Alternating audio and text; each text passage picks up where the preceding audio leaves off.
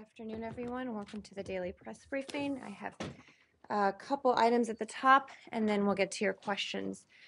First, as you know, Secretary Kerry is in Munich for the security conference. He has had a number of meetings, including at the moment with Iranian Foreign Minister Zarif on the nuclear negotiations, along with our team who's out there as well.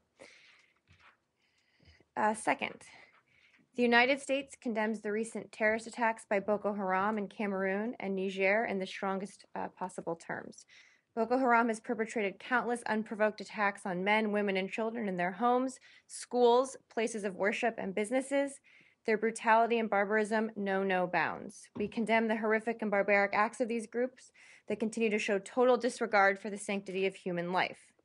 Boko Haram must not be allowed to continue brutally terrorizing innocent civilians in Nigeria, Cameroon, Chad, and Niger.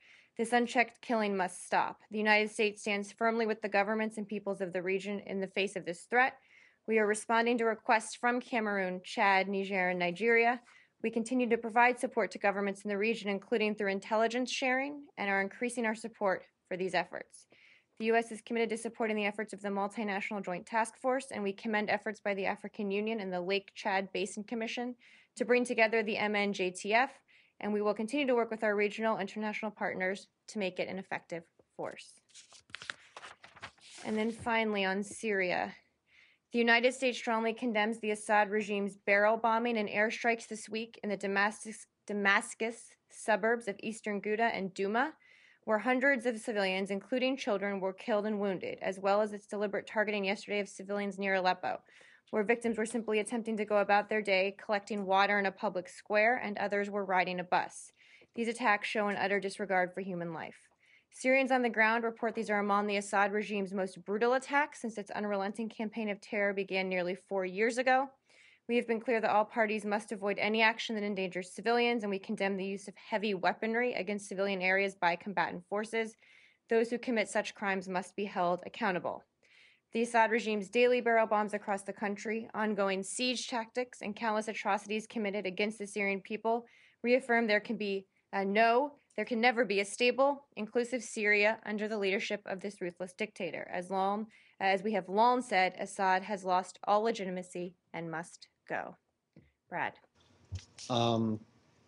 Well, you raised three things, but there's a lot going on today. So start us off with whatever you want. We can get to firstly, all of it. On the Islamic State claims that an American female was killed in a Jordanian airstrike. Do you have any knowledge of this to be true, false, or what? I cannot confirm those reports in any way. Do you know obviously people are looking into them, but cannot confirm them? Okay. Do you know if the woman in question is alive still? We're just not going to get into specifics about Americans being held overseas for privacy of them, of their families. Obviously, as you can imagine, these are very sensitive situations, so we're just not going to get into those details. Is it your understanding that the Islamic State was holding an American woman without identifying whom? We have said that there are a number of Americans being held overseas, including still by the Islamic State. I'm not going to get into further details than that. But I will say broadly that Secretary Kerry, our team in this building and across the U.S. government are putting every effort behind finding any Americans being held overseas, every intelligence tool, diplomatic tool. Secretary has reached out to over 4 countries about Americans being held overseas writ large to try and bring these people home. Just lastly, have you asked the Jordanians for any more information about this specific strike? I can check, Brad. I'm not sure. We just don't have any way to corroborate this information. But again, the Secretary, throughout his time here, has been very heavily engaged diplomatically with our partners around the region, anyone who could possibly help us locate and bring home any American being held. Could you comment on reports that alleged that the Jordanian pilot Kasaspa was shot down by his wingman, an Emirati pilot, causing them to pull out right away? Well, Saeed, Jordanian authorities continue to investigate this incident and work through their response, obviously, to the savage murder of their pilot.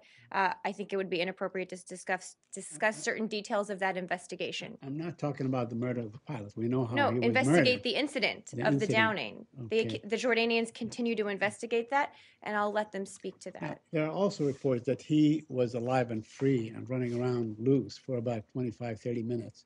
And basically, it was the search and rescue operations were lacking. You have any comment on that? Well, I can tell you on that that some of those reports have not been true. As soon as the plane went down, an intensive airborne search was immediately initiated. Personnel recovery forces were moving towards the pilot's last known location.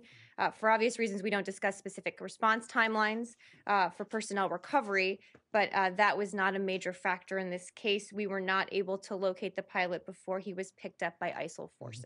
But it was launched as soon as the plane went down. So Yesterday, there was just that means the U.S. was involved in that effort? Yes. Okay. yesterday it was reported that the United States has intensified its search and rescue operations, but until recently they were located in Kuwait, which is quite a ways back. They're moving it to maybe to the north of Iraq. Well, now. I think that the Pentagon can probably speak more specifically. They have immense search and rescue capabilities, which we've discussed with our partners, including some of our partners that are flying alongside of us here. But I don't have any more specifics for you than that. And finally, would you say that the international coalition today is basically a duet? It is Jordan and the United States of America. Not at Nobody all. else It's is over there. 60 countries, Saeed. I think the other countries can would you probably name not like some- you discounting their Can you contributions. name some of the countries that are actually participating in the air raids? Saeed, we've been over this many, many times. I mean, let's start with the Iraqi security forces. Let's start there. Right. No, I'm talking about the aerial bombardment, the ongoing Well, of the ISIS locations. there's, the countries that have flown missions alongside of us. You know that. You also know that there are 5 lines of effort here, only one of which is military, and only part of the military effort is flying bombing runs. So we have over 60 countries. Many countries standing up and helping us train, helping us provide weapons, helping us provide assistance. So this is a very broad coalition. I'm fully aware of the participation of the coalition. Your question I'm didn't talking make about that clear. the aerial bombardment, specifically over Syria. Would you say that it's only the Jordanians and the Americans that are bombing in Syria? I can check with my Defense Department colleagues, but as we've said, other countries have flown alongside us there, and I don't have any updates for you beyond that. Yes. Did you get a readout about the meeting between the secretary and the Iranian foreign minister? And if I Yemen, believe it's ongoing. Still going? I believe it's ongoing. Do Yes. you expect Yemen will be on the agenda? of the I talks? expect that it will be about the nuclear negotiations. Given that it's ongoing, I don't want to guess. But Do you have any reaction to what's happening in Yemen? yes, I do. Obviously, it's a very fluid situation on the ground. We are closely monitoring developments. We have been very clear that any political solution to the current crisis must be based on the broad consensus of all Yemeni stakeholders, that it must adhere to the principles of the GCC initiative and the national dialogue outcomes. The unilateral declaration issued today by the Houthis does not meet the standard of a consensus-based solution to Yemen's political crisis.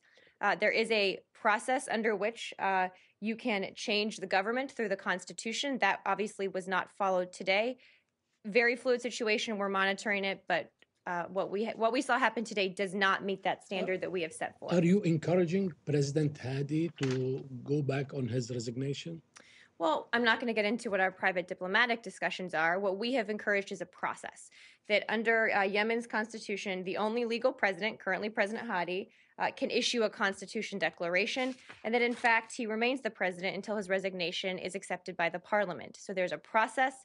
There's a UN special representative who has been convening the parties to try to get to this consensus and get a different path forward. Again, that's not what was followed today. Do you have any direct contacts now with the Houthis, given that they've kind of run roughshod over all the processes? I can check on that. Let me get an update on that, Brad. I want to make sure I have the latest information. And then I asked a couple weeks ago if during any of the previous conversations between the secretary and Iranian Foreign Minister Zarif, if Yemen had been discussed. And I think it was unclear at that time. Let me check on that. Often, as we've said, sometimes news of the day comes up sort of, how could it not, right, on the margins of conversations. But let me check on the secretary specifically. Yes. On the direct contact, does the U.S. actually have anyone with whom they're coordinating their counterterrorism operations now? The government of Yemen, and President Hadi remains the president of Yemen. Is the U.S. then coordinating with the president that has absolutely no power? They're not Well, in you touch? can feel free to do your own analysis, but there is a process here. It's a very complicated and fluid situation on the ground. I would also note that the Houthis are engaged in a fight against AQAP as well. So there's a lot of complications on the ground here. We are working with the government of Yemen and its security forces, as we have for a very long time, on counterterrorism. So is the U.S. then working with the current Yemeni government, which is the one that the Houthis have established? Well, we're not recognizing that as the current government because they didn't follow the process by which Yemen can change its government. So you're working with a government that doesn't exist but is Well, recognized I by think you? that some people would disagree with your analysis there. There is a process. There are a set of security forces inside Yemen that we are working with, that we have been working with, and that we're continuing to work with. We're watching the situation on the ground. Nobody's naive here, but again, we'll see what happens in the coming hours and coming days. It's just that I understand your point on the recognition of a government you don't recognize, but how do you work with President Hadi if he's basically cut off from contact with almost anyone? Well, I would say a few points. And when it comes to counterterrorism, we are continuing to work with the Yemeni security forces. So that's a separate piece of this, right? And we'll see what happens in the coming days. Obviously, counterterrorism is an incredibly important priority for us in Yemen. We are going to keep watching the situation, keep talking to the folks on the ground. We still have an ambassador there. So we'll see what happens. It really is in the middle of a very, very fluid situation. And how do you work with security forces that these are the same security forces who are unable to hold their own capital? I'm not sure those are the counterterrorism forces. So the counterterrorism. I'm not an expert on Right, Yemen's security force structure, but I wouldn't assume that, I guess. Okay. I just wouldn't assume it. The folks that we work with on counterterrorism may be different. So the people you're working with still have command and control structure throughout the country and can take part in counterterrorism efforts, even though... I wasn't making a broad generalization about all of their forces. I was saying right. we maintain a counterterrorism relationship with their security forces. Let me check with our team and see if there are more specifics we can share. You understand why it's a question, given that the country's essentially fallen here. I understand the question. You understand why there are no easy or simple answers today, and we will attempt to get you as much as we can. Quick question. What if the Houthis consolidate their power all over the country? Would you designate that as a coup, a military coup, and then thereafter cut off whatever arrangements that you might have with them? Well, let's flip it back the other way. What we think needs to happen, regardless of who, is that there needs to be a political solution based on the broad consensus of all Yemeni stakeholders. It has to adhere to the principles of the GCC initiative and of their national dialogue outcomes. So forget about who. Those are the principles that need to guide a political transition. And we will judge whatever happens based on that. I guess my question is, if what has taken place is designated as a coup, then you will cut off aid to Yemen or whoever you are dealing with on security matters. I appreciate your constant attempts to get me to wade into hypotheticals, but I'm just not going to here. Let's go here, and then I'll go back to you. Yes. Can we go back to your remarks, to your statement about Nigeria, Yes, Boko Haram? we can. Should we read that as a deeper implication of the United States in the region, and that beyond supporting the regional response, that you would provide more assistance to Nigeria, Niger, and Cameroon? Well, as I said at the statement, and as the Secretary said when we were there just recently in Nigeria, that we want to increase our support for these efforts. That we're looking at a variety of ways to do that. Of course, working with the regional actors as well, working with the AU. And we are looking for ways to do that. Of course, in Nigeria, that depends in part on the holding of elections. But this is clearly something we're very focused on, and it was, I think, indicative of that. Just wanted to draw some attention to it at the top of the briefing. And you continue to believe that the elections should take place on time next week? Yes. Going back to the top where you started at the security conference in Munich, do you have any comment on the foreign minister of Turkey pulling off because Israel is participating? I saw those reports, Saeed. I think the government of Turkey is probably the place to give details on their participation. Of course, we have close partnerships with both countries and would support the restoration of positive relations between them. We've said that for a long time, but I don't have more for you than that. So you're not annoyed, you're not upset by the fact that one of your major allies pulls out of a conference Well, that deals with the whole region. I'm not regional sure that's security. entirely true. I don't know about the foreign minister's participation. There may be other officials from the Turkish government there. Again, I think it's up to the Turkish government to explain their participation and why they are there or not there. You think it's presumptuous of the Turks to expect that, people in Germany or government in Germany, which was responsible for the Holocaust 60 years ago, 70 years ago, would not invite Israel to security discussions? I don't even know how to answer that question. I have no idea what goes into the Turkish government's decision making on their participation. But do you think it's absurd that the idea that Israel should not be invited? I really don't have more comment on invitations for the Munich Security Conference. I just don't. What else? Yes. South Asia. Yes. Madam, a couple of questions on South Asia, starting with India. Let's talk about U.S.-India relations, of course, the historic visit of President Obama and also earlier by the Secretary. Yes. My question is now, U.S. has a new ambassador, of course, Ambassador Richard or Rahul Yes. Verma, and also new Foreign Secretary is in Delhi. Mm-hmm. First question is that what is the reaction from here that suddenly the Indian ambassador went to welcome the president in India, and then Prime Minister Modi kept him there and replaced him from Madam Sujata Singh, Foreign Secretary, to ambassador was made the new Foreign Secretary. I haven't heard any reaction here. Obviously, we work closely with a variety of our counterparts in India. I can check and see if there's more. And how these two new U.S. ambassador, Mr. Verma, and also the new Foreign Secretary, they have now a new working relations. So how this team will work and further foster the new relations after the presidential visit? Well, I think all of our officials, whether it's the ambassador or the secretary or others, are very committed to working with a range of Indian officials. We were very pleased with the visit by the president and by the secretary and have a big agenda going forward together, no matter who is in any of these positions. So I think that will certainly continue. And Madam, as far as the presidential visit was concerned, suddenly any or most of the announcements and agreements were denounced by China and Pakistan, one. Two, as far as this addressing the U.S.-India Business Council in Taj Mahal Hotel by the President and Prime Minister,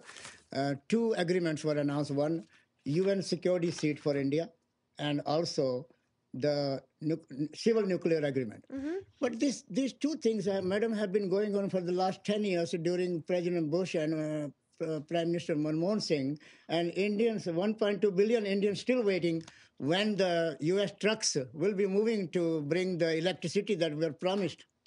Well, I think Jen and the whole team that was there addressed this at length during and after the visit. I'm happy to see if there's more to share. When it comes to our relationships in the region, look, we have relationships with India and with Pakistan. They're both strong. They're both vital to our strategic interests, and they both stand on their own.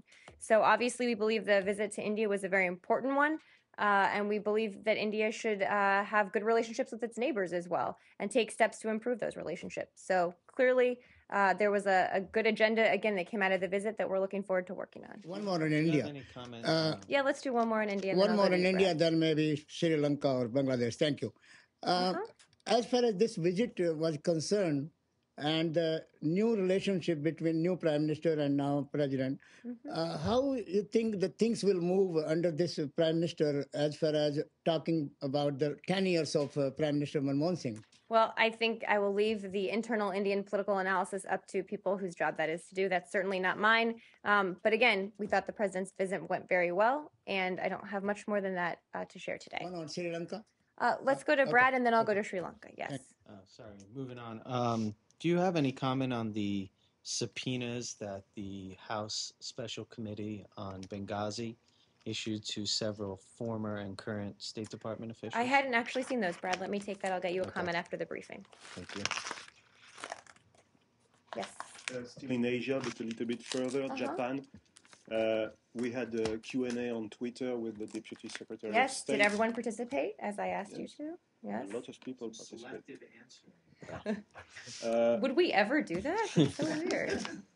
He made some comment about Japan, saying that the U.S. supports a bigger implication of Japan on the world stage and further bigger contributions to the global security. So will Antony Blinken ask Japan to take part actively to the coalition against the Islamic State? Well, I don't have anything specific to preview in terms of his conversations that he'll have, but certainly these are decisions for Japan to make. But this will be a key topic of conversation in general during his upcoming trip. And if there's more to share after the conversations, we will do so. Do you have, still in Asia, do you have any comment on the impeachment of former Thai Prime Minister Yingluck?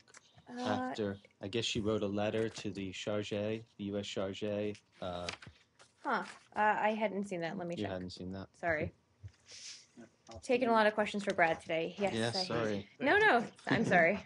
A quick question on the Palestinian issue. Yes. Okay. Now, on Tuesday, I asked Jen if she was aware that the Israelis have withheld another tranche of the tax dollars that they were supposed to forward to the Palestinians to the tune of about $100 million. Now, the authority is really cash-strapped. Are you doing anything? Are you talking to the Israelis to release those funds? Let me check with our team, Saeed. I don't know.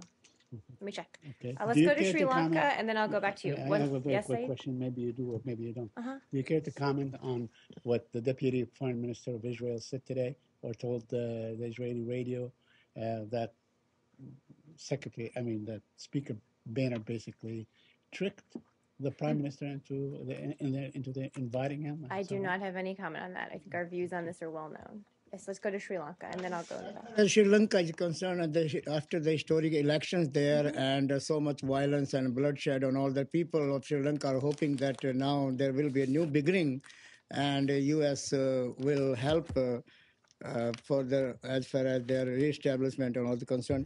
Next week, Foreign Minister of Sri Lanka will be here in Washington. Is he meeting with the Secretary, and what is the agenda if Sri Lanka and U.S. are... Now, if U.S. is going to help, in what way Sri Lanka now to have the new relations?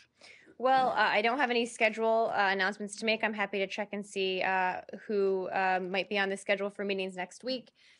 We've commended steps taken by the new Sri Lankan government to address things like reconciliation, long-standing issues, right? Democratic governance, accountability. Certainly have seen some positive steps here. So I can see if I can get you some more about next week. Quickly on Bangladesh, please. So much has been going on there, violence and all that. If the Sri Lankan Bangladesh government has asked any kind of help from the U.S.? Not that I know of. The U.S. were obviously gravely concerned by the ongoing unrest and violence in Bangladesh. There have been, unconscionable attacks, including bus burnings and train derailments that have killed and wounded innocent victims. We've called on all parties to instruct their members to refrain from violence, and also on the government to provide the necessary space for peaceful political activity. I can check with our team, but I don't think that we've been providing any sort of assistance. Do you see this a kind of political violence or some kind of maybe from the government is blaming that it could be some kind of the terrorist activities and against the government? Well, regardless of what you call it, it needs to stop. Thank you. Yes. Back on the Mideast, are you aware of this report about EU-funded illegal Palestinian settlements in the West Bank? I am not. You've thrown a lot at me today I wasn't ready for. Sorry. Okay. I am not aware of it. Do you want me to take it? I will send you information after. Please do, yes. And you just want to know our position on it? Yes. Our position on settlements is well known. This is a different type of settlements Got it. altogether. So, okay. Then I will not jump to conclusions. All right. Yes, in the back. Wait. We're going to go in order. Yes. Sorry, on the hacking of Anthem, if you have anything on that, do you have any indication of who would be behind it? There's some reports, some claims that Chinese state-sponsored hackers could be responsible for that. Do you have any readout? There is an active investigation ongoing, so check with the FBI on that. Saeed, yes? I just wanted to quickly follow up. Okay. Because Israel has apparently destroyed the network of underwater pipes and so on that supply the Bedouins, in the West Bank, that they have been moving out of their locations. I wonder if you have any comment on that. I'll check with our team. What else? Yes, Laura. So there was a report yesterday that the U.S. is pushing for a restoration of diplomatic relations by April. Does that date carry any significance in this building as far as why you'd want to Well, the process is ongoing. I don't have any date or timeline to outline for you. I think it's important to remember that reestablishing diplomatic relations is a process that takes two governments to do. You can't just do it on your own. So we're working through that right now. And we had a good set of productive meetings recently and are looking forward to the next round that will be in the next few weeks. So there's a process in place here. Obviously, we want this to proceed as quickly as it can, but don't have a date to outline for you. And do you have any update on the progression of the review into the state sponsor of terror designation? I don't. It's ongoing, as we've said, but no update. And is that have they expressed that that's a major sticking point to them? I'm not going to get into our private conversations. Do you have any insight into what's going on with some congressional delegations that wanted to go to Cuba? A little bit. We understand that the Cuban government is reviewing some congressional delegation plans submitted by some U.S. legislators. Look, we've had senior officials up on the Hill testifying in the Senate and the House side, and we obviously welcome Congress playing a key role in shaping the implementation of our administration policy and encourage the opportunity that CODELs provide for our legislators to meet with foreign officials. In the past have gone to Cuba and come back and really understood the ways in which we can change our relationship. So certainly, as we do around the world, our diplomatic mission, our intersection in Havana, is discussing the timing and logistics with the Cuban government for these CODELs, but it's certainly something that we support. So this is just a matter of kind of helping the Cubans capacity-wise to bring them in and actually. I'm not sure exactly the full details. Okay. You know, obviously there's a lot of factors that go into the timing and logistics here. We're talking to the Cuban government about how we can help, but we support in general, obviously, the idea that congressional delegations will go to Cuba and learn something and participate in the discussion about our policy. Yes.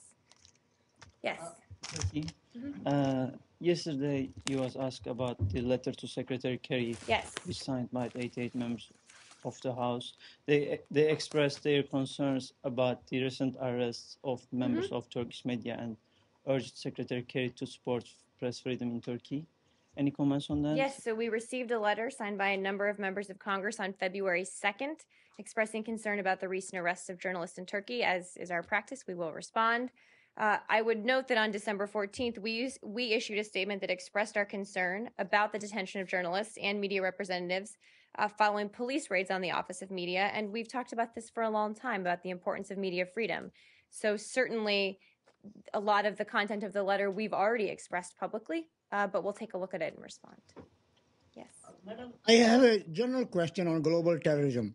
So much is had been going on for the last 10 years, or when everybody was talking about Osama bin Laden was behind everywhere and was caught and killed in Pakistan.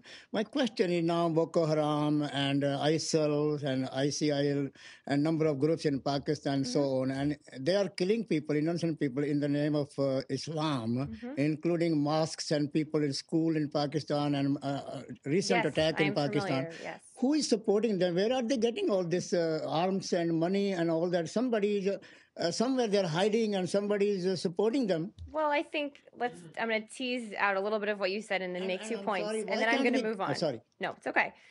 First, I would say the different groups and the different threats all have different backers and funders and sources of revenue and sources of fighters and sources of support. So in order to combat each of them, you need to look at each of them individually. So I certainly don't want to make a broad generalization. But I would make 2 points on this. First, I'm just disappointed no one has asked about the national security strategy yet that we released today. It's all online. You can all read it. Part of what that talks about is while there are crises around the world and with things like ISIL, there also needs to be a long-term strategic plan, which we have in place, to both counter terrorism when it arises, but also in places to prevent extremism from arising. So that plays into this Countering Violent Extremism conference we'll be holding in D.C. later this month. But looking at these problems not just as, hot button crises of the moment, but how you combat them over the long term, how you take away some of the drivers that causes this extremism. And that's a long-term challenge. Certainly, that's just one part of our strategy. But I think we're obviously thinking about it in both a strategic and a more tactical short-term way. So quickly, this strategy is a prelude to the conference on the 18th? No, this strategy was timed. This is the second one we've released in this administration. It's timed around the budget, actually, and it's a blueprint of our principles, of our policy priorities for the remaining 2 years in office, and what will really be guiding not just how we respond to crises, but how we respond to longer-term strategic issues. 2 days after the conference, I think around the 20th and so on, there a number of think tanks in the city, the whole. Yeah, well, let me finish his No, question. it's to say on the strategy, because you have all these events that are taking place that actually fall into that. Around the conference. Around the conference, are you involved in any way? We are coordinating with. We are very involved in all aspects of the Countering Violent Extremism Conference. I think we'll be talking a little bit more about the specifics in the coming days, but obviously we'll be bringing together the White House and we and others in town. Local community practitioners, civil society, government representatives, companies, everyone who sort of has a role to play in both preventing and countering violent extremism, both two sides of the same coin here. I think we'll be talking about it more in the coming days, though. But Madam, we have so much technology, and also many countries who are supporting in the name of charity or something, they are not speaking out. Are you going to bring this issue at the international or global level at the United Nations? Well, a couple things. First, technology can be both a blessing and a curse, right? It can give terrorist organizations tools it never had to raise money. It can also give us tools to find those fundraising streams that we never had before. So technology can be both good and bad, obviously. But when it comes to those issues, we've talked about it at the General Assembly. We've talked about it in the Security Council. We've certainly talked about it at the international level, and I am sure we'll continue to do so with this conference and with others as well. This yes. Year, Madam, is going to be last one, and then we have to move on. Yes. This year is going to be 70th year of the United Nations, and the world people are asking what we have achieved if this issue is going to be international level summit on international terrorism. Well, I don't think you can judge the effectiveness of any one international body by any one issue. The fact that we can come together in one place, every country around the world, to talk about these issues, I think is important, and I don't have much more analysis beyond that. Yes, yes. On strategy itself, the previous, which was issued in 2010, spoke about epicenter of terrorism, which it said was in Afghanistan and Pakistan. But this year, there's no mention of any epicenter of terrorism in the new strategy. Do you think there's no longer any epicenter, or it has moved towards ISIS, Syria, and Iraq? I think part of the goal of the strategy was to really outline the major shifts in the security landscape since 2010. And you're right. A lot of our counterterrorism effort then was focused on degrading core al-Qaeda that had been allowed to flourish in Afghanistan and Pakistan. As we've talked about, the terrorism has become much more diffuse, has moved to places like ISIL, but Boko Haram, Al-Shabaab, AQAP, and tragically, we've seen in Europe recently as well. So you're right in that this is supposed to be representative of the security landscape we face today, the threats we face today, but also a more positive formula for how we'll handle them in the future, I think. So you believe that the main threat to the U.S. mainland doesn't come from Afghanistan, Pakistan region, it comes from ISIS and other when parts, we're talking about the terrorist threat, yes. If we want to talk about the terrorist threat to the U.S. homeland, obviously there are a number of threats. AQ Corps is still a significant group that has capabilities. Are they as strong as they were on 9/11? No, but that doesn't mean they don't have capabilities. AQAP, we have seen try to attack the United States homeland, whether in the Christmas Day bombing, the cargo plot, other plots as well. And then also there's still a huge threat from homegrown or lone wolf terrorists, for lack of a better term, who may be radicalized online, don't even ever go to fight or train with someone, but may try to perpetrate violence here. So there are threats, there are foreign fighters who may try to return home from Syria and Iraq. I'm not going to get in the business, I think, of ranking them, though. We're concerned about all of them. It also talks about your rebalance of Asia-Pacific region, and in that context, to talk about China. Which aspect of Chinese military modernization, which the strategy says you are going to continue to monitor their modernization effort, which aspect of Chinese military modernization effort is more threat to you, or a more concern to you? I don't have more specifics than that to share with you on that piece of it. Yes, Brad. I have a couple Europe questions. Okay. One first, there's a campaign. There's going to be a referendum in Slovakia about limiting certain gay rights, like or issues like gay marriage. Do you have a comment? Yes, a couple points. The U.S. doesn't take a position on the issue of same-sex marriage in other countries. We obviously remain committed to protecting and promoting the human rights of all people, including LGBT rights, which have been a key issue for Secretary Kerry. I don't know if you saw some of the press stories yesterday, but the Secretary will be announcing the appointment of a special envoy for the human rights of LGBT persons. It will be an openly gay foreign service officer. We don't have a finalized name yet, but we will announce soon, reflecting again his commitment and the administration's ongoing commitment to advancing the human rights of LGBT persons globally. He's done a lot of work here already on that, but this, I think, while not directly related to your question, is something important I wanted to mention. Are you concerned about the campaign, how the populism involved in this campaign, and also the involvement of the Vatican? I think a lot of the posters even had the Pope's face on it. Okay, I hadn't seen that. Let me check on that piece of it. Separate from this specific case, the Secretary has, called heads of state to talk with them about anti-LGBT laws. He's done that in the past, certainly. So without getting into the specifics here, he's been very engaged on this issue. Let me look into if there are any more specifics to share on that. And then following up on yesterday's conversation, do you have any update on the Franco-German peace plan, how it's being received by both the Russians and the Ukrainians, what it might entail on issues such as sanctions or even from the parties themselves? Yeah, I don't have a lot of an update. I know the conversations are ongoing. Again, I don't have a lot of updates. Secretary Kerry will see his counterparts and other leaders in Munich, and then obviously in DC next week. So if there's more to share on that, we will. I think in general, we and our partners have been open about the fact that there are diplomatic paths forward here. And the problem isn't that, there aren't enough diplomatic possibilities. It's that Russia hasn't taken any of them and lived up to its commitments. So if this helps move the ball forward, obviously that's a good thing. You think? But we'll see. I know it's ongoing, and I don't know all the details of it. Do you take it as a positive sign that the Russian government is entertaining this process? It hasn't ruled it out. It's listening to what the French and Germans have to say. I wouldn't go that far, Brad. I mean, the Russian government has entertained the Minsk agreement by signing up to it and then blatantly broken it and not lived up to its obligations. So this isn't about words from Russia. This is about actions. And they've already agreed to a diplomatic proposal. It's the Minsk agreement, and they have failed to fulfill it. So I'm not going to say it's a positive sign that they're listening. They've been listening. They just haven't been acting. So would you say you're skeptical about Russia's peaceful intent then? I think that's probably a fair statement to say, both on this effort and probably across the board on Ukraine. Obviously, I'd like that to change. Yes. That is the case. I mean, this is a very high-level delegation. Chancellor Merkel and the President of France, in Moscow. If there was nothing to be hoped for, why such a high level? I'm not saying there's nothing to be hoped for. I'm saying there's a diplomatic path forward here. Secretary Kerry's been engaged in this, as have the French and the Germans and others, and the Ukrainians themselves. So we are hoping to get Russia to change its calculation, to pull back from the brink, and to have a different path forward here. Yes.